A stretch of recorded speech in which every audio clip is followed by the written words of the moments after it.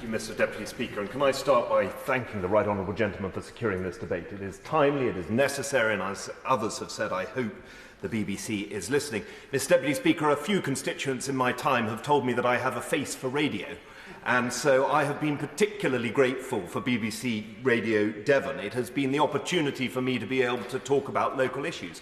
But perhaps more importantly, rather than for me to go out and project what I think, it has been the opportunity for me to hear what local people, local businesses, local issues are going on in and around Devon. And I stand here on behalf of all Devon MPs because we all share the view that the cuts, the decision to make these changes is absolutely outrageous and we need to ask the BBC to pause.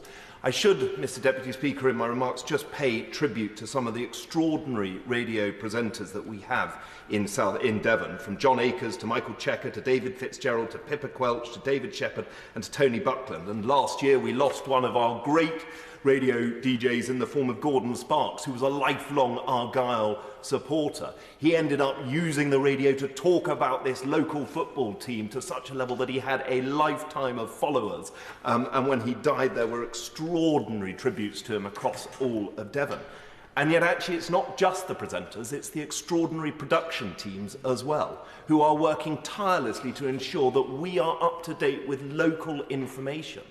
I can't express it enough, Mr. Deputy Speaker, how important it is for us to be able to do our jobs accurately and to do it well, to be challenged and scrutinised, to make sure that we are representing the issues that people care about in our respective constituencies in this place, is made all the more easy by having fantastic services through local radio. And actually just a few weeks ago, the honourable gentleman to East Devon, who can't be here today, took the Director General, Tim Davey, to task. He asked about the consultation, and the Director General's response was, well, we were always talking to people. Well, that's not a good enough answer to make these extraordinary cuts. So I have only really one request to the Minister.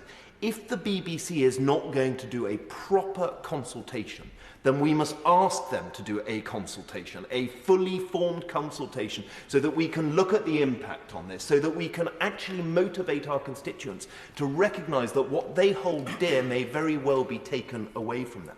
Again, we've heard in the course of the debate from honourable members across this House about that purity, that necessity of local.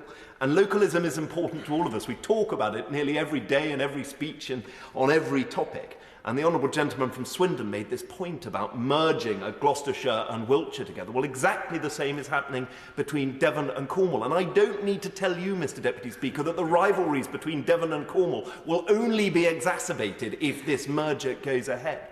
But joking aside from it, how does having a Devon and Cornwall service ensure that we can actually report on local events, local news, local problems, local businesses that are suffering in a whole myriad of different ways? It doesn't answer the call that we are asking for, and it certainly doesn't provide the service that people are asking for.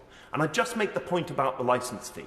If you are going to change and take away an element that people contribute through the licence fee, then why aren't you engaging with the people who pay it? I think it's a perfectly legitimate question to ask people, are you happy with this service being removed, and them being engaged and consulted on this? The idea of having all England reporting in Devon or Cornwall over the weekends is not something that fills me with joy. And the last point I'd like to make, and it was made by a couple of colleagues from across the House, is that for those in the BBC who were extremely concerned about these moves, they were faced with gagging orders, an inability to speak out when they were faced with losing their jobs.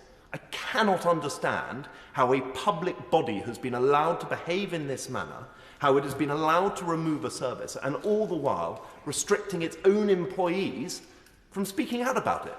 Though they have called up me, they have called up colleagues from across Devon on this issue, we have all spoken about it together. We are utterly appalled by the behaviour of the BBC on this matter. Mr. Deputy Speaker, the BBC must modernise. Of course it does. No one accepts that it shouldn't change in the ways it should. But it should also retain its heart and soul. And to me, its heart and soul is local radio. Mascot. Thank you, Mr. Deputy Speaker. And I